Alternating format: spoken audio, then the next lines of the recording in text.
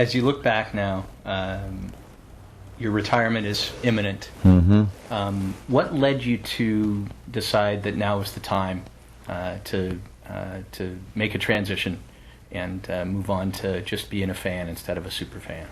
Well, the pole had to come down. I outlived actually several poles, light poles, Pioneer chainsaws put in a pole, and this is by far the biggest pole that I ever climbed. But I made a mistake in asking for a green pole because it was easier for my hooks to sink in. I wanted bark on the pole and easier to climb. It's in our term it's called a soft pole. And I didn't want to request a cedar pole, an old cedar pole, because they're very, very expensive to get.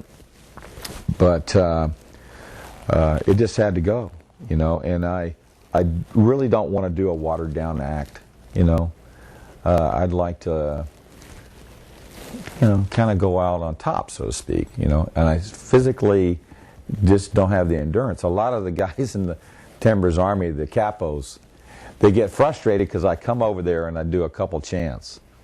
Well, to project your voice at full volume with a lot of force is very tiring, and I can't do it for 90 minutes. I don't know how in the world they do it for 90 minutes. People don't realize it, but I take advantage of timing, or have taken advantage of timing. Whenever there's a corner kick or something like that, I kind of time things to take advantage of the momentum of the crowd, build it to a crescendo, and then that feeds off itself. The players feed off of that. Next thing you know, the opponent doesn't stand a chance because we got a wave that's just tidal wave coming at them, A lot of energy. I'm pretty good at it. What are you going to miss the most? Well, honestly, Bruce, I'm not going anywhere. I'm going to be sitting right next to you, and all of our friends. So, it's very important for me to sit down. And you realize I haven't really ever been able to watch a full game because I'm working the crowd, so to speak. That's going to be really fun for me. To be able to sit with my grandchildren and watch a game and get them to sing, and I think it's going to be a fun segue for me. I'm not going to look at it all teary-eyed. I am going to miss some things. I really am going to miss being on the sideline, encouraging players. I believe that Dale Carnegie, he wrote a book about it, about saying people's names in a positive way, encouraging people. I believe in that. And I've gotten to know the players, and they trust me, and during the game, they're running down the sideline, and I'm telling them, that's it, win the ball, And in my own little way, I feel like I'm making a difference, and encouraging a player who maybe his legs are on fire, and give him a little extra bump to go the extra mile.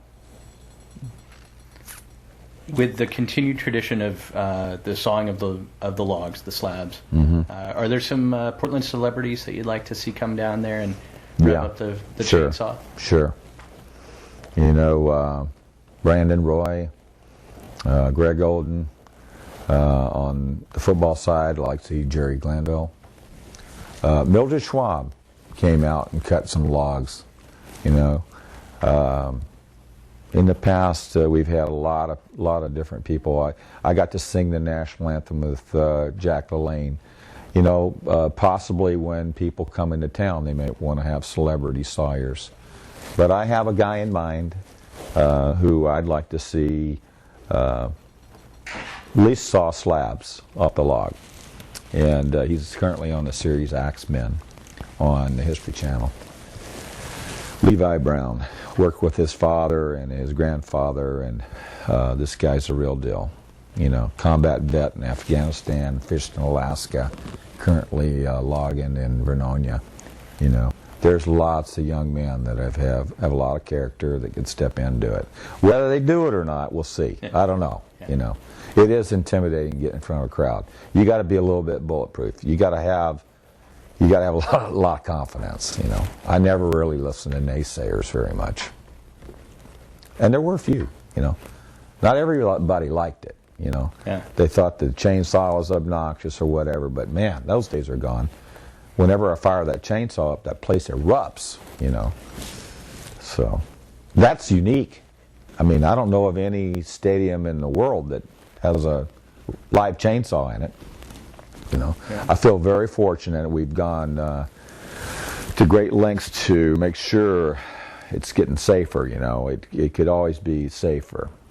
We've gone to, Shindala's been a great supporter. They've gone to a colorless chain, so we're going to tighten up the safety thing, as we should. You know, I've been a terrible example.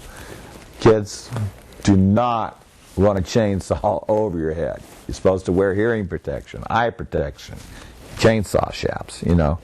But back in the old days, they didn't do any of that. My dad didn't do any of that. Didn't even wear a hard hat, you know. But now, you know, I should be a better example. Should have been a better example. You've still been a pretty good example, Jim.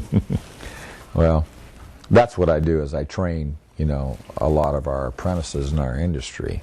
And, you know, that's you know, a lot of things I do are just, you just don't do that in our industry. It's not safe. But I'm kind of in a controlled environment, and I've got a lot of experience. This is my 36th year doing tree work on power lines. So, any final thoughts that you want to express to the fans that are going to be watching this, and from around the world, folks in England, up north in Sunderland, our friends up there? I'm very blessed. I'm lucky. I feel like I've been loved, you know. The way they reached out to Diane and I when Hannah passed away, you know, you can't replicate that. You know, it was healing to us, you know. I'm glad that I was part of it. It was very difficult to be happy, but you know, it was, we really are a family. There's a lot of other people in the Timbers Army and the Timbers community. There's been loss. I'm not the only person that's had loss. And I just really have been embraced. I feel very fortunate to have been part of the Portland Timbers. I love them.